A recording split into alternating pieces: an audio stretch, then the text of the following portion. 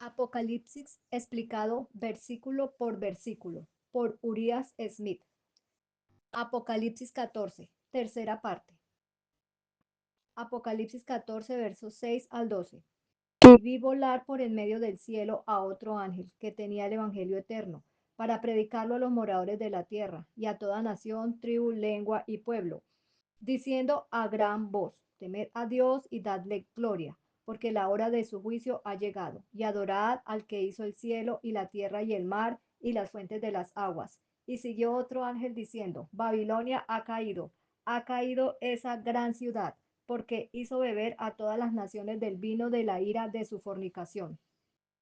Y el tercer ángel le siguió diciendo, a gran voz, si alguno adora a la bestia y a su imagen, y recibe su marca en la frente o en la mano, ese beberá del vino de la ira de Dios que ha sido derramado sin mezcla en el cáliz de su ira, y será atormentado con fuego y azufre en presencia de los santos ángeles y del Cordero, y el humo de su tormento sube por siempre y para siempre, y no tienen descanso ni de día ni de noche los que adoran a la bestia y a su imagen, ni los que reciben la marca de su nombre. Aquí está la paciencia de los santos, los que guardan los mandamientos de Dios y la fe de Jesús. Explicación del tercer mensaje. Comenzando en el versículo 9, el tercer mensaje dice lo siguiente. Y el tercer ángel lo siguió diciendo a gran voz, si algún hombre adora a la bestia y a su imagen y recibe su marca en la frente o en su mano, beberá del vino de la ira de Dios que se derrama sin mezcla en el cáliz de su ira, y será atormentado con fuego y azufre en presencia de los santos ángeles y en presencia del Cordero. Y el humo de su tormento sube por siempre y para siempre. Y no tienen descanso ni de día ni de noche los que adoran a la bestia y a su imagen, ni quienes reciben la marca de su nombre. Aquí está la paciencia de los santos, aquí están los que guardan los mandamientos de Dios y la fe de Jesús. Este es un mensaje de la más temible importancia. No se puede encontrar en toda la Biblia una amenaza más severa de la ira divina. El pecado contra el que advierte debe ser un pecado terrible y debe ser uno tan claramente definido que todos los que quieran puedan entenderlo y así saber cómo evitar los juicios denunciados contra él. Se observará que estos mensajes son acumulativos, es decir, uno no cesa cuando se introduce el otro. Así, durante un tiempo, el primer mensaje era el único que salía. Se introdujo el segundo mensaje, pero eso no puso fin al primer mensaje. Desde entonces hubo dos mensajes. El tercero lo siguió, no para reemplazarlos, sino para unirse a ellos. De modo que ahora tenemos tres mensajes que salen simultáneamente, o más bien un triple mensaje que abarca las verdades de los tres, siendo el último, por supuesto, la proclamación principal. Hasta que la obra esté terminada, nunca dejará de ser cierto que la hora del juicio de Dios ha llegado, ni que Babilonia ha caído. Y estos hechos siguen siendo proclamándose en conexión con las verdades introducidas en este tercer mensaje. También se notará una conexión lógica entre los mensajes mismos. Tomando nuestra posición justo antes de que se introdujera el primer mensaje, vemos que el mundo religioso protestante estaba tristemente necesitado de reforma. La división y la confusión reinaba entre las iglesias. Todavía se aferraban a muchos errores y supersticiones papales. El poder del Evangelio estaba deteriorándose en sus manos. Para corregir estos males, se introdujo la doctrina de la segunda venida de Cristo y se proclamó con poder. Deberían haberla recibido y ser vivificados por ello a una nueva vida.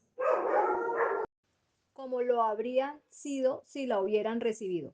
En lugar de esto, lo rechazaron y sufrieron las consecuencias espirituales. Luego siguió el segundo mensaje anunciando el resultado de este rechazo y declarando lo que era no solo un hecho en sí mismo, sino una sentencia judicial de Dios sobre ellos por recreo en este sentido, a saber que Dios se había alejado de ellos y que estaban sufriendo una caída moral. Esto no tuvo el efecto de despertarlos y llevarlos a corregir sus errores, como era suficiente para hacerlos si hubieran estado dispuestos a ser amonestados y corregidos. ¿Y ahora qué sigue?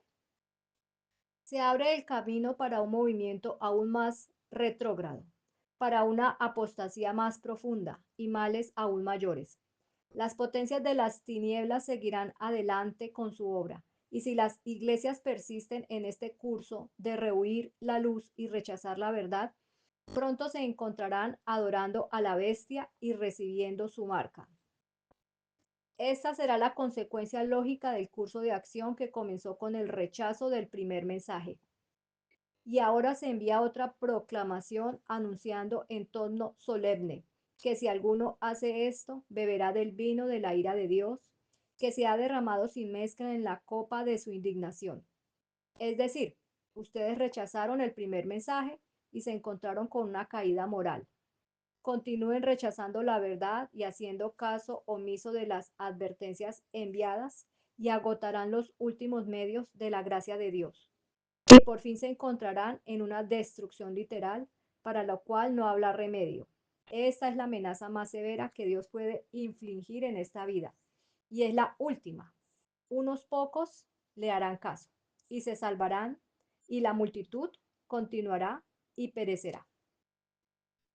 La proclamación del tercer mensaje es el último movimiento religioso especial que se hará antes de que aparezca el Señor, porque inmediatamente después de esto Juan contempla uno como el Hijo del Hombre que viene sobre una gran nube blanca para cegar la cosecha de la tierra. Esto no puede representar otra cosa que la segunda venida de Cristo. Por lo tanto, si la venida de Cristo está a la puerta, ha llegado el momento de proclamar este mensaje. Hay muchos que reclaman el nombre de adventistas y que con la voz y la pluma enseñan fervientemente que estamos en los últimos días del tiempo y que la venida de Cristo está a la puerta. Pero cuando les recordamos esta profecía, se encuentran de repente en el mar, sin ancla, carta de navegación, ni brújula. No saben qué hacer con ella. Ellos pueden ver también como nosotros que si lo que están enseñando con respecto a la venida de Cristo es cierto y el Señor está cerca en algún lugar, si en toda la tierra, deberían escucharse las notas de advertencia de este tercer mensaje. Ahora es el momento de hacerlo. Y si no está en marcha ahora, se deduce que no estamos en los últimos días o que esta profecía es un fracaso. Pero esto no pueden admitirlo de forma consistente. Al mismo tiempo saben que no la están dando y no pretenden darla y no pueden señalar a nadie que la está dando, excepto a cierta clase que profesa que es la obra que están haciendo. Pero admitir las afirmaciones de esta clase serían condenarse a sí mismos. Su perplejidad merecería compasión, si no fuera porque aquellos que aceptan un dilema embarazoso antes que reconocer la verdad no tienen derecho a mucha simpatía. Los argumentos sobre los dos mensajes precedentes fijan la cronología del tercero y muestran que pertenecen al tiempo presente.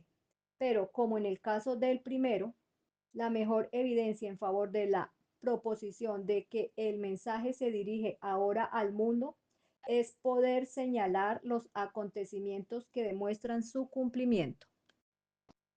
Habiendo identificado el primer mensaje como una proclamación principal con el gran movimiento adventista 1840-1844, y habiendo visto el cumplimiento del segundo mensaje en conexión con este movimiento en el último año, Veamos lo que ha ocurrido desde entonces.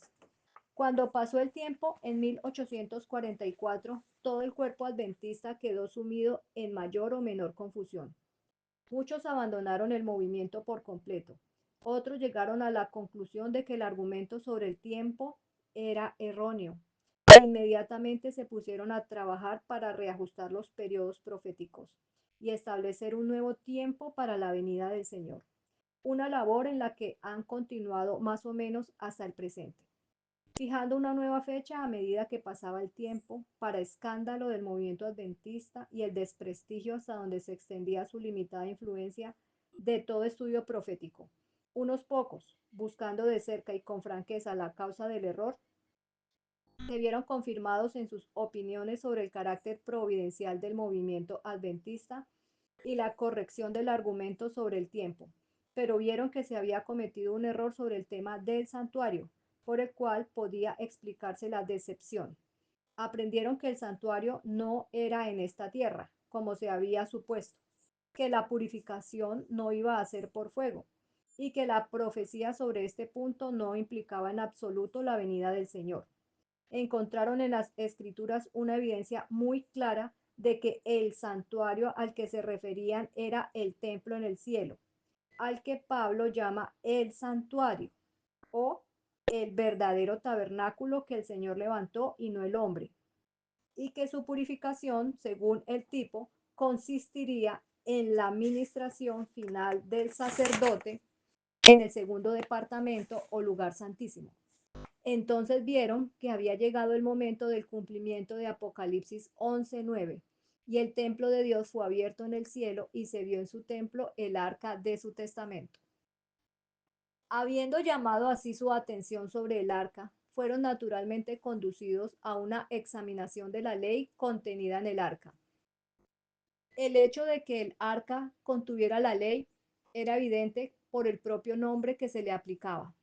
Se llamaba el arca de su testamento, pero no habría sido el arca de su testamento y no podría haber sido llamada así si no contuvieran la ley. Aquí entonces estaba el arca en el cielo, el gran antitipo del arca que durante la dispensación típica existía aquí en la tierra, y la ley que contenía esta arca celestial debía ser en consecuencia el gran original, del cual la ley en las tablas del arca terrenal era solo una transcripción o copia, y ambas debían leerse exactamente igual, palabras por palabras, jota por jota, tilde por tilde. Suponer lo contrario implicaría no solo una falsedad, sino el mayor de los absurdos. Esa ley entonces sigue siendo la ley del gobierno de Dios y su cuarto precepto. Ahora, como en principio exige la observancia del séptimo día de la semana como el día de reposo, nadie que admite el argumento sobre el santuario pretende discutir este punto. De esta manera se puso a la vista la reforma del sábado y se vio que todo lo que se había hecho en oposición a esta ley, especialmente en la introducción de un día de descanso y de culto para que destruiría el sábado de Jehová, debía ser de la bestia papal. Entre paréntesis, entiéndase el domingo, nota de la lectora, cierro paréntesis.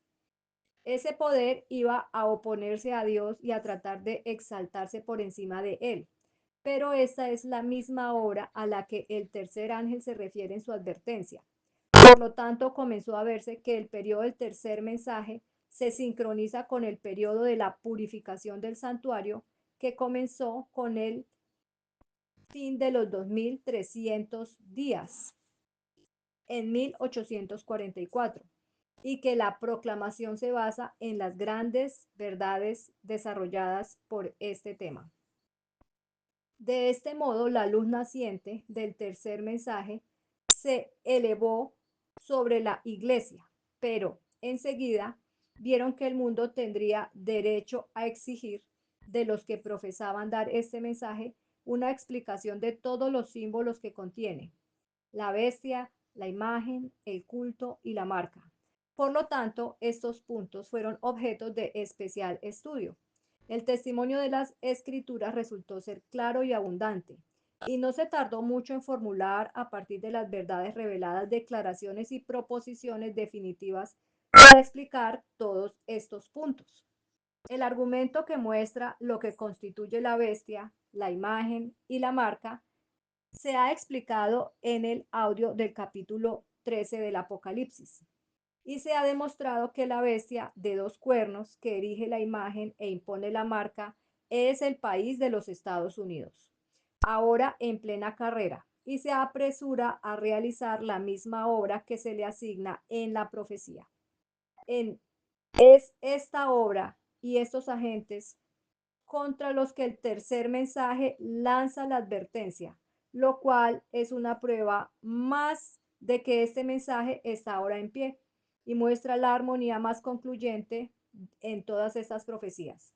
No es necesario repetir aquí los argumentos, bastará con recapitular los puntos establecidos. Primero, la bestia es el poder católico romano. Segundo, la marca de la bestia es aquella institución que este poder ha establecido como prueba de su autoridad para legislar sobre la iglesia y para comandar las conciencias de los hombres bajo el pecado. Consiste en un cambio de la ley, por el cual la firma de la realeza es quitada de la ley. Se quita el sábado del séptimo día, el gran memorial de la obra creadora de Jehová. Este día es arrancado de su lugar en el decálogo y un sábado falso y adulterado, entiéndase, el primer día de la semana, domingo, está establecido en su lugar. Nota de la lectora, es decir, el domingo como día de adoración es la marca de la bestia. Cierro paréntesis. Continúo la lectura. Tercero, la imagen de la bestia. Es alguna combinación eclesiástica que se asemejará a la bestia al estar revestida de poder civil para cumplir sus decretos con las penas y castigos de la ley civil. Abro paréntesis. Nota de la lectora. La imagen de la bestia es la unión de las iglesias protestantes y cuerpos religiosos de los Estados Unidos, principalmente ejerciendo dominio sobre el poder civil para que dicten leyes religiosas, y así copiará una imagen de la bestia. ¿Cuál bestia? El papado. ¿Cómo? Pues el papado, al unirse con el poder civil, persiguió e hizo pagar a los herejes. La imagen de la bestia, esta unión apóstata entre cuerpos religiosos y Estado, es la imagen de la bestia. Cierro paréntesis, continúo la lectura.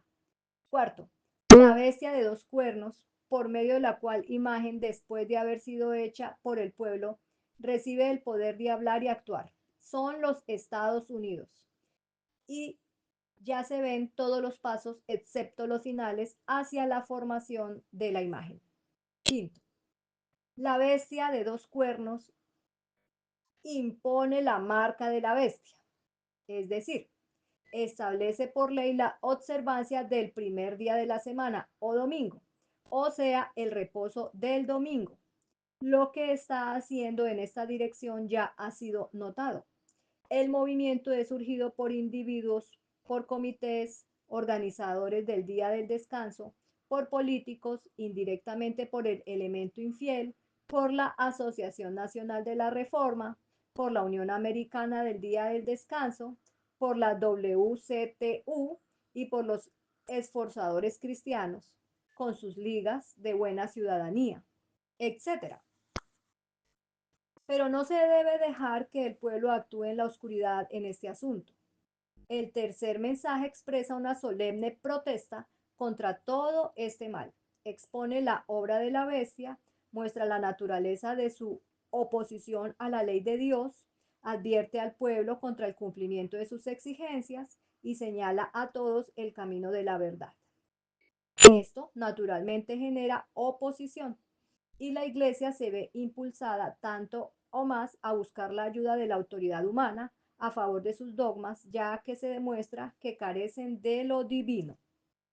En interés de estos mensajes, en 1850 se inició la publicación de un periódico llamado Adventist Review and Sabbath Herald, que ha continuado hasta el tiempo presente, circulando en todos los estados y territorios de la Unión Americana y en muchos países extranjeros. El periódico Sign of the Time, publicado semanalmente en Oakland, California, ha alcanzado una circulación aún mayor. El American Sentinel, publicado en Nueva York, dedicado especialmente al tema de la libertad religiosa, del que se habló en páginas anteriores en este libro. Tiene una lista de suscriptores grandes y creciente. El Present Truth, publicado en Londres, Inglaterra, y Bible Echo, y el Southern Sentinel, en Melbourne, Australia, se dedican a la defensa de los mismos puntos de vista. El South African Sentinel se ha iniciado recientemente en la ciudad del Cabo, Sudáfrica.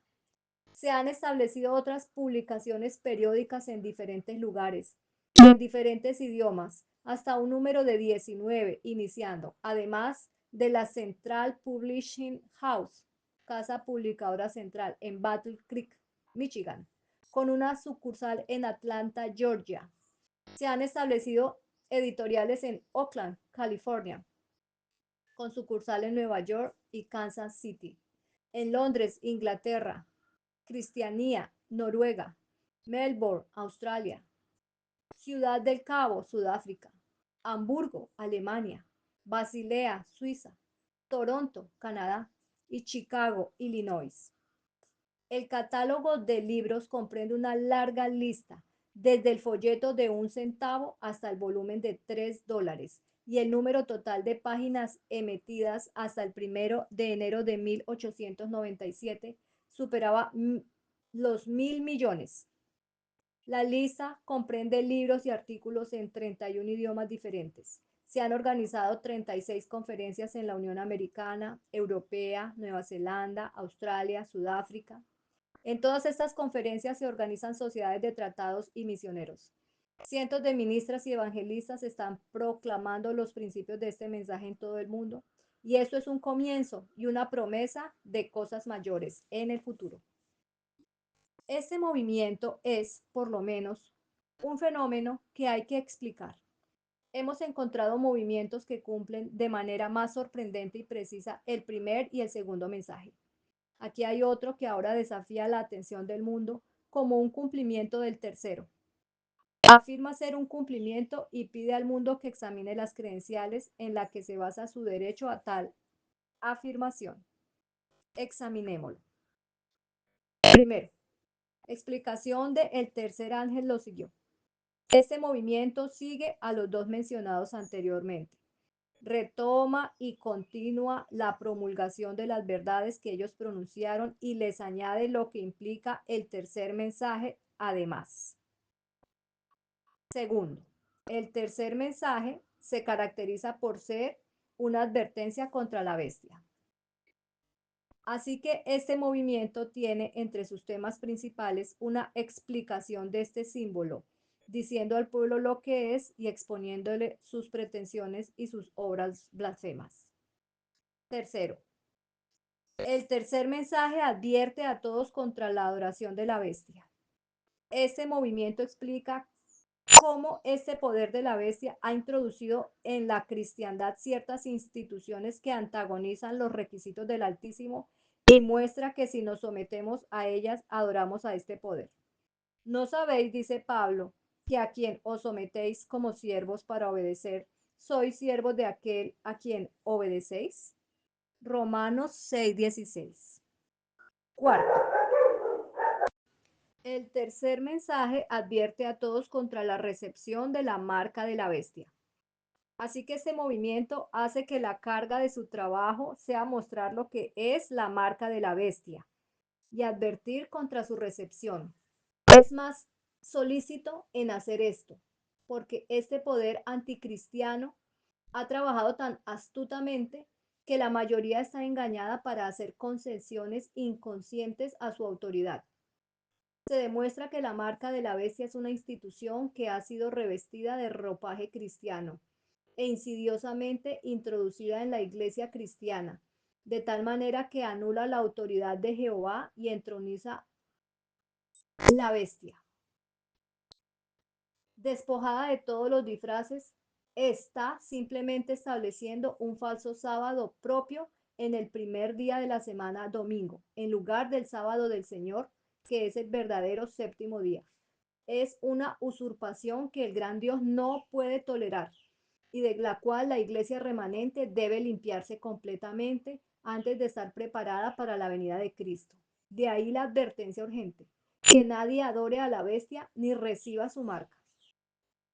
Quinto, el tercer mensaje tiene algo que decir contra la adoración de la imagen de la bestia. Así que este movimiento habla también de este tema, diciendo lo que será la imagen, o al menos explicando la profecía de la bestia de dos cuernos que hace la imagen, mostrando que es nuestro propio gobierno, el de los Estados Unidos, que aquí se va a formar la imagen y que la profecía se refiere a esta generación y que evidentemente está a punto de cumplirse. No hay otra empresa religiosa en marcha en el país que no sea la de los adventistas del séptimo día, que pretenda ser el cumplimiento del mensaje del tercer ángel. Ninguna otra que tenga como temas principales los mismos que componen este mensaje. ¿Qué debemos hacer con estas cosas? ¿Es este el cumplimiento? Tiene que serlo, a menos que sus afirmaciones puedan ser refutadas, a menos que puedan demostrarse que el primer y el segundo mensaje no han sido escuchados, que las posiciones tomadas en referencia a la bestia, la imagen, la marca y la adoración no son correctas, y que todas las profecías y señales y evidencias que muestran que la venida de Cristo está cerca y consecuente que este mensaje es y consecuentemente que este mensaje es debido, pueden ser totalmente dejadas de lado. Pero el estudiante inteligente de la Biblia difícilmente emprenderá esto. El resultado de la proclamación, tal como se lo declara en el versículo 12, demuestra aún más la corrección de las posiciones aquí tomadas. Hace aparecer una compañía de la que se puede decir: aquí están los que guardan los mandamientos de Dios y la fe de Jesús. En el corazón mismo de la cristiandad se realiza esta obra, y los que reciben el mensaje se vuelven peculiares por su práctica en referencia a los mandamientos de Dios. ¿Qué diferencia hay en la práctica y qué única diferencia entre los cristianos a este respecto? Solo esto. Algunos piensan que el cuarto mandamiento se cumple dedicando el primer día de la semana al descanso y al culto. Otros afirman que el séptimo día es el que se reserva para tales deberes y en consecuencia pasan sus horas de esta manera reanudando el primer día su trabajo ordinario. No podrían trazarse una línea de demarcación más clara entre las dos clases. El tiempo que una clase considera sagrado y lo dedica a usos religiosos, la otra lo considera solo secular y lo dedica al trabajo ordinario. Una clase descansa devotamente, la otra trabaja celosamente. Una clase que persigue sus vocaciones mundanas encuentra a la otra clase retirada de todas estas actividades y la vía de las relaciones comerciales se cierra abruptamente. Así, durante 2 días de la semana, estas dos clases se mantienen separadas por la diferencia de teoría y práctica con respecto al cuarto mandamiento.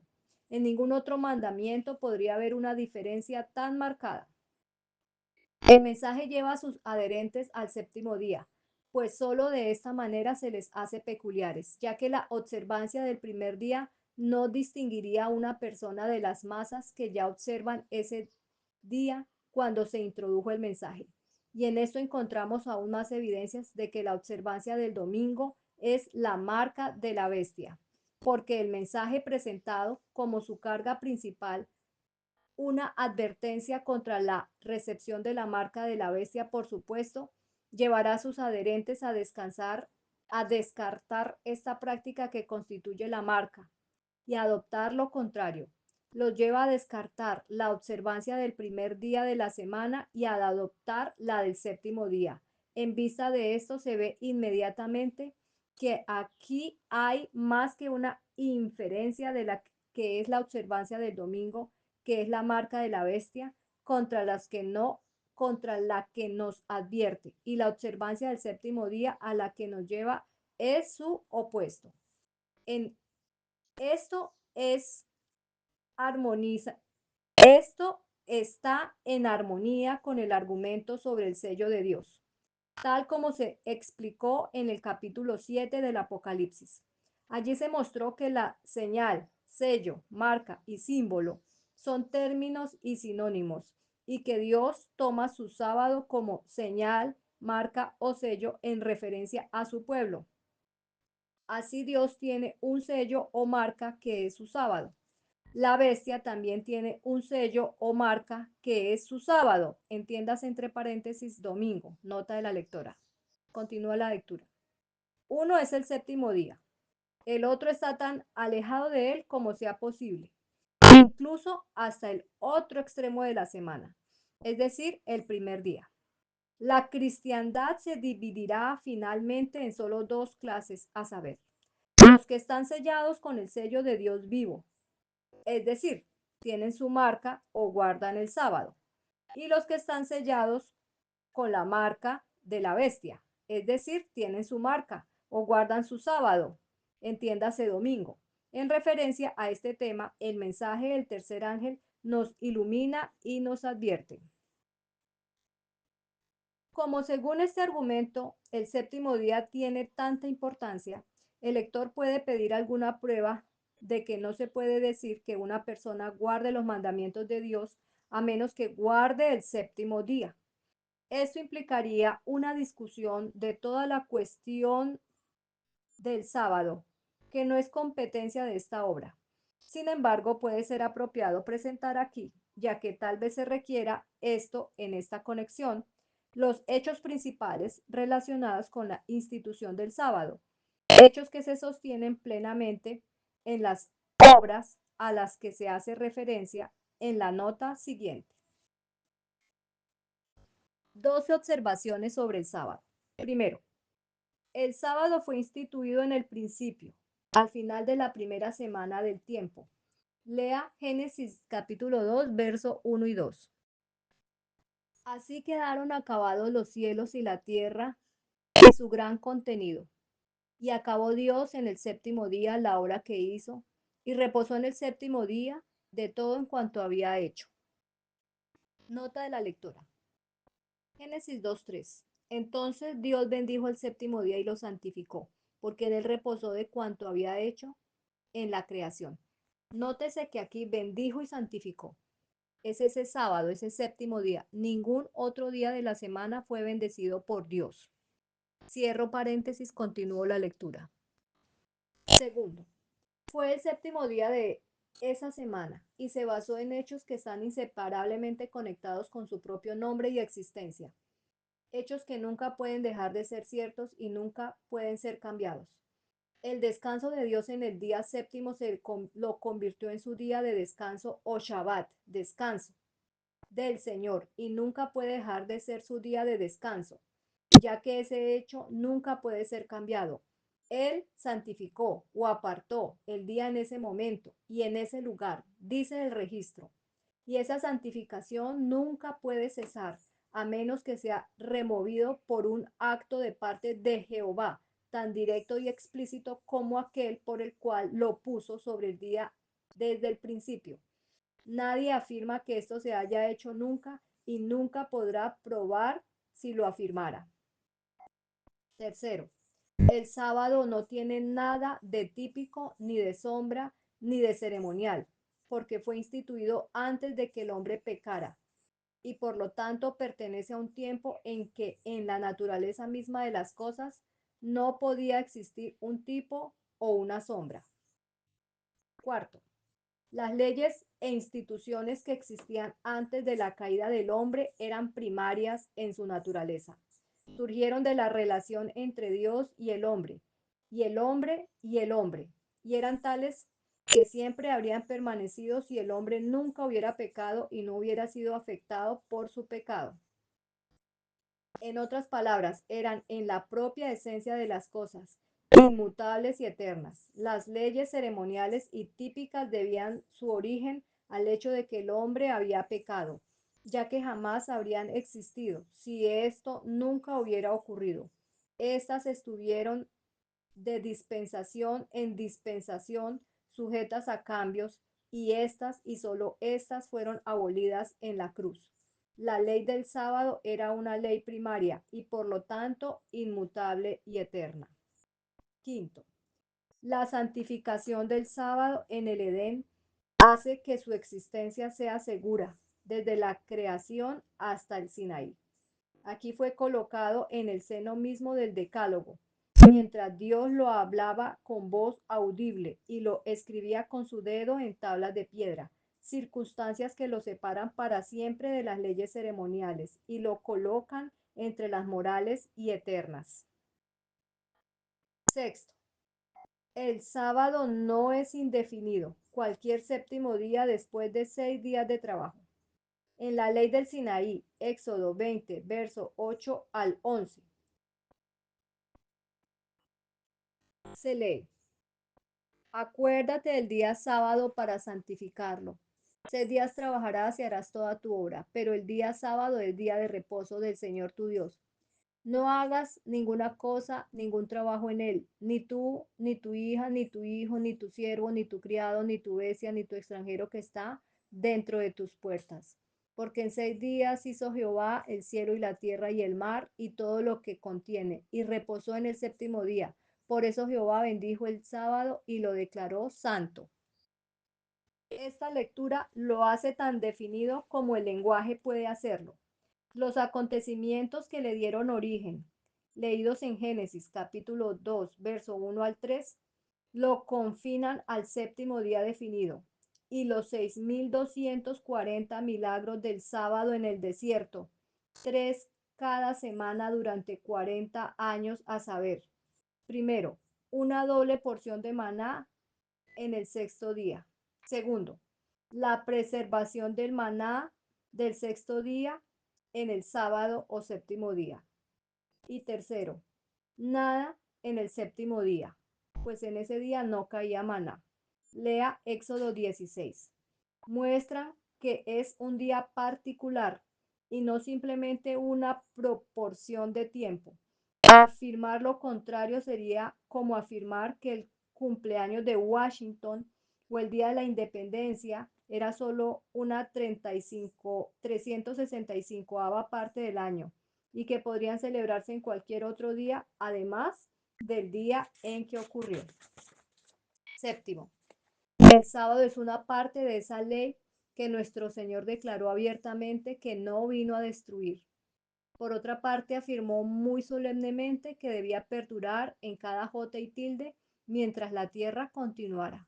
Lea Mateo 5, 17 al 20. No penséis que he venido para abolir la ley o los profetas. No he venido a invalidarla, sino a cumplirla.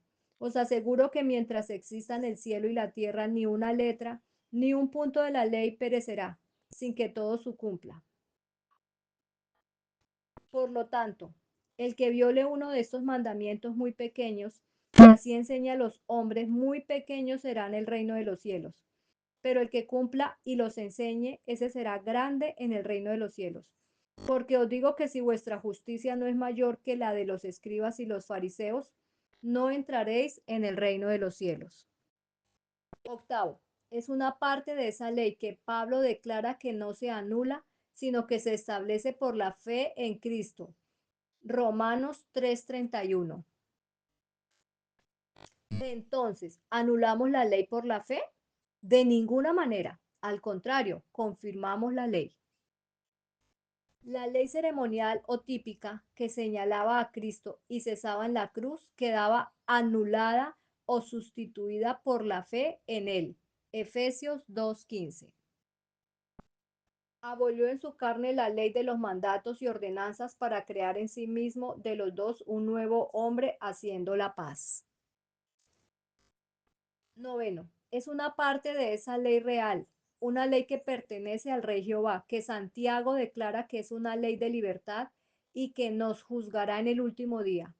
Dios no tiene diferentes normas de juicio para las diferentes épocas del mundo.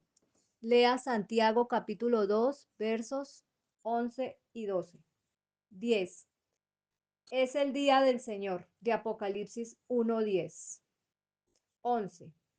Aparece como la institución en referencia a la cual se predice una gran reforma en los últimos días. Isaías 56, verso 1-2. Compárelo con Primera de Pedro 1:15. Bajo este encabezado entraría también el mensaje que nos ocupa. Y 12.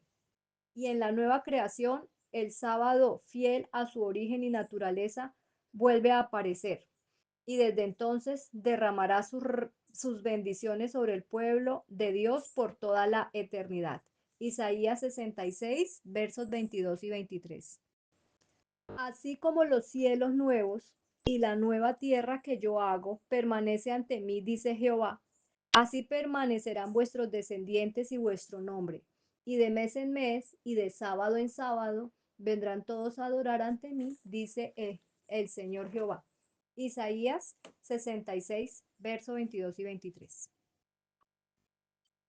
Estos 12 puntos es una breve hipnosis de algunos de los argumentos que muestran que la ley del sábado no se ha atenuado en modo alguno y que la institución no ha cambiado en modo alguno y que no se puede decir que una persona guarde los mandamientos de Dios a menos que los guarde. Tener que ver con tal institución es un alto honor. Prestar atención a sus reclamos será una bendición infinita. Explicación. El castigo de los adoradores de la bestia. Estos serán atormentados con fuego y azufre en presencia de los santos ángeles y del Cordero.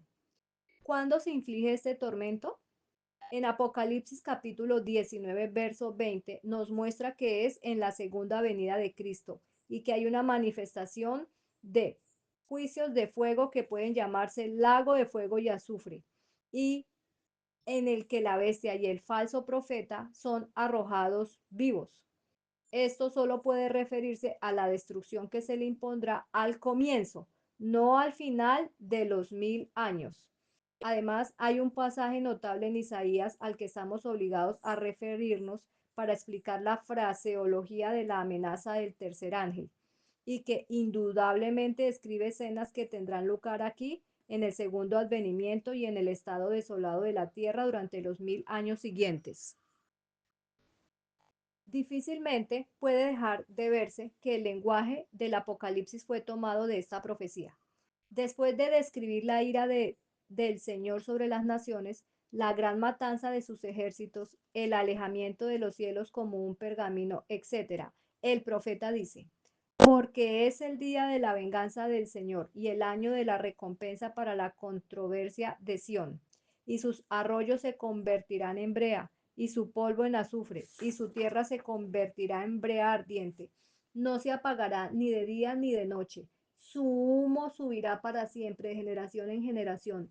Quedará asolada. Nadie pasará por ella por siempre y para siempre. Isaías capítulo 34, verso 8 al 10. Y puesto que se revela expresamente que habrá un lago de fuego en el que perecerán todos los pecadores al final de los 1000 años, solo podemos concluir que la destrucción de los impíos vivos al comienzo de este periodo y la condena final de todos los impíos al final son muy similares. Explicación de la duración del castigo. La expresión por siempre y para siempre no puede denotar aquí la eternidad.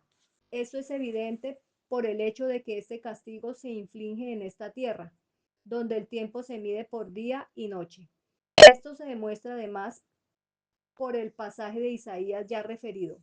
Si ese es, como se sugirió anteriormente, el lenguaje que se toma prestado y se aplica al mismo tiempo, este lenguaje se refiere a la tierra de Idumea, pero ya sea que se tome para significar literalmente la tierra de Edom al sur y al este de Judea, o para representar, como sin duda lo hace, toda la tierra en el momento en el que el Señor Jesús se revele desde el cielo en fuego ardiente y llegue el año de la recompensa por las controversias de Sión. En cualquier caso, la escena debe terminar finalmente porque esta tierra será finalmente hecha nueva, limpiada de toda mancha de pecado, de todo vestigio de sufrimiento y decadencia, y se convertirá en la morada de la justicia y la alegría a través de las edades eternas.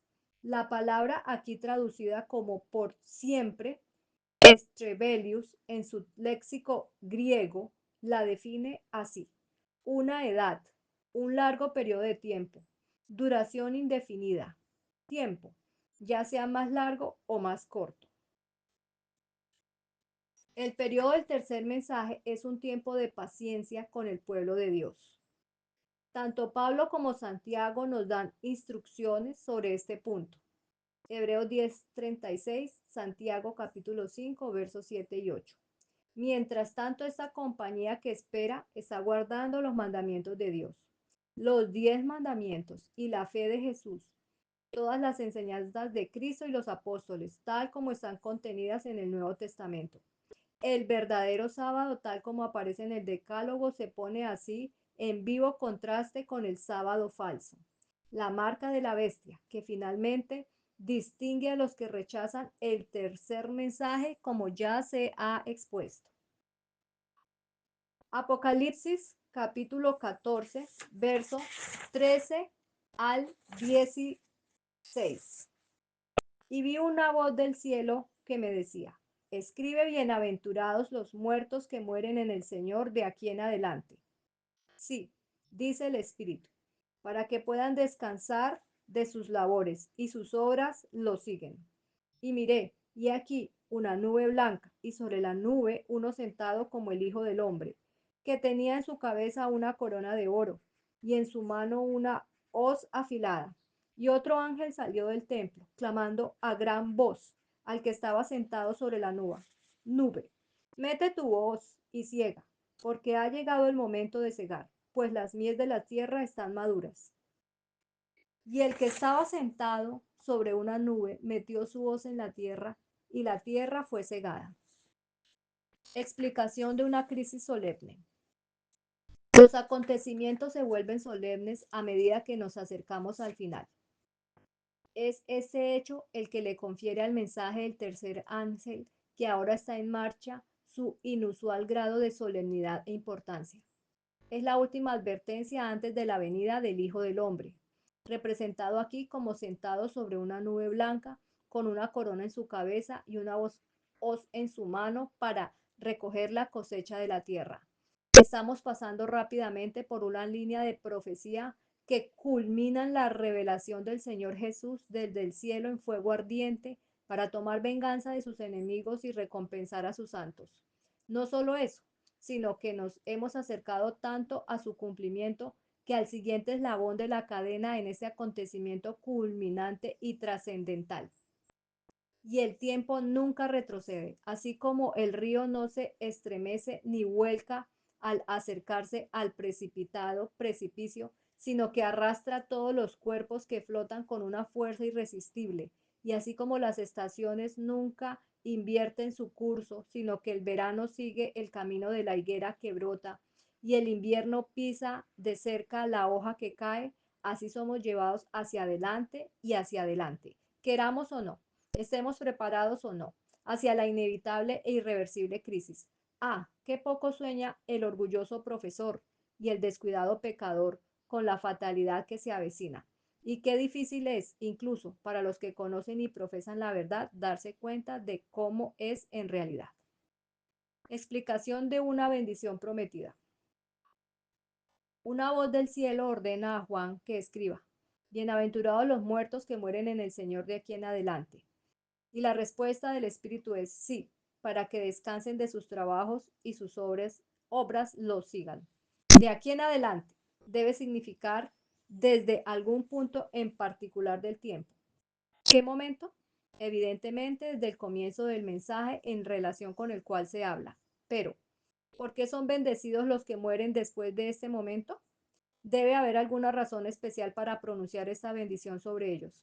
No es porque escapan al tiempo de temible peligro que los santos han de encontrar al concluir su peregrinación, y aunque son bendecidos de esta manera en común con todos los justos muertos, tienen una ventaja sobre ellos al ser sin duda esa compañía de los que habla Daniel 12:2, que son resucitados a la vida eterna al levantarse Miguel. Así, escapando de los peligros por los que pasa el resto de los 144.000, se levantan y comparten con ellos su triunfo final.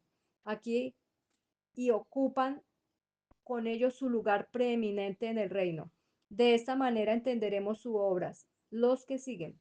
Estas obras son mantenidas en la memoria para ser recompensadas en el juicio y las personas reciben la misma recompensa que habrían tenido si hubieran vivido soportando fielmente todos los peligros del tiempo de angustia. Se notará que en esta línea de profecía 3 ángeles preceden al Hijo del Hombre en la nube blanca y 3 se introducen después de ese símbolo. Ya se ha expresado la opinión de que ángeles literales participan en la escena aquí descrita. Los 3 primeros tienen a su cargo los 3 mensajes especiales y pueden simbolizar también un cuerpo de maestros religiosos. El mensaje del cuarto ángel evidentemente será pronunciado después de que el Hijo del Hombre, habiendo terminado su obra sacerdotal, tome asiento sobre la nube blanca, pero antes de que aparezca en las nubes del cielo. Como el lenguaje se dirige a aquel que está sentado sobre la nube blanca, teniendo en su mano una hoz afilada lista para cegar, debe de notarse un mensaje de oración por parte de la Iglesia, después de que su trabajo para el mundo haya terminado y el tiempo de gracia haya terminado, y no quede más que el Señor aparezca y tome a su pueblo para sí. Se trata sin duda del clamor de día y de noche del que habla nuestro Señor en Lucas 18, versos 7 y 8, en relación con la venida del Hijo del Hombre. Y esta oración será respondida: los elegidos serán vengados. ¿Acaso no dice la parábola: y no vengará Dios a sus elegidos que claman día y de noche a Él? El que está sentado en la nube clavará su hoz, y los santos, bajo la figura del trigo de la tierra, serán recogidos en el gran granero celestial. Explicación de el trigo cosechado. Y el que estaba sentado en la nube, dice la profecía, metió su hoz en la tierra, y la tierra fue cegada. Por este lenguaje somos llevados más allá del segundo advenimiento, con sus escenas de destrucción para los malvados y de salvación para los justos. Más allá de estas escenas, debemos por lo tanto buscar la aplicación de los siguientes versículos. Apocalipsis capítulo 14, versos 17 al 20. Y otro ángel salió del templo que está en el cielo teniendo también una hoz afilada. Y otro ángel salió del altar que tenía poder sobre el fuego y clamó con fuerza el que tenía la hoz afilada diciendo: mete tu hoz, afílala, y recoge los racimos de la vid de la tierra, porque sus uvas están completamente maduras. El ángel metió su hoz en la tierra y recogió la vid de la tierra y la echó en el gran lagar de la ira de Dios. Y el lagar fue pisado fuera de la ciudad, y salió sangre del lagar hasta las bridas del caballo por espacio de 1.700 estadios. Explicación de el lagar de la ira de Dios. Los dos últimos ángeles tienen que ver con los malvados representados muy apropiadamente por los racimos hinchados y púrpuros de la uva de la vid de la tierra. No es posible que se presenten aquí la condena final de esa clase al término de los 1.000 años, haciendo la profecía una disposición final tanto de los justos como de los impíos, los justos revestidos de inmortalidad y establecidos con seguridad en el reino, los impíos pereciendo alrededor de la ciudad en el momento de su ubicación definitiva en la tierra. Esto difícilmente puede aplicarse al momento del segundo advenimiento, porque los acontecimientos se dan aquí en orden cronológico, y la destrucción de los impíos sería contemporánea con la reunión de los justos. Además, los malvados vivos para la venida de Cristo beben de la copa de su indignación. Pero este pasaje trae a la vista el momento en que perecen en el lagar de su ira, que se dice que será pisado fuera de la ciudad, respondiendo completamente a la descripción dada en Apocalipsis 29. y esta última expresión denotaría más naturalmente su destrucción completa y final. El ángel sale del templo, donde se guardan los registros y se determina el castigo. El otro ángel tiene poder sobre el fuego. Esto puede tener alguna relación con el hecho de que el fuego es el elemento por el que los impíos van a ser finalmente destruidos. Aunque para llevar a cabo la figura, se dice que los impíos, habiendo sido comparados con los racimos de la vid de las uvas de la tierra, son arrojados al gran lagar, que es pisado fuera de la ciudad. Y del lagar sale sangre hasta las bridas de los caballos. Sabemos que los malvados están condenados a ser tragados al final en un diluvio de llamas devoradoras que descienden del cielo desde Dios, pero no sabemos qué matanza precedente puede tener lugar entre la hueste condenada. No es improbable que este lenguaje se cumpla literalmente, así como los primeros 4 ángeles de esta serie denotan un marcado movimiento por parte del pueblo de Dios. Los dos últimos pueden denotar lo mismo, porque los santos han de tener alguna parte en la distribución y ejecución del castigo final de los impíos. Primera de Corintios 6:2. Salmos 149:9. Explicación de los santos triunfantes. Así se cierra esta cadena de profecía.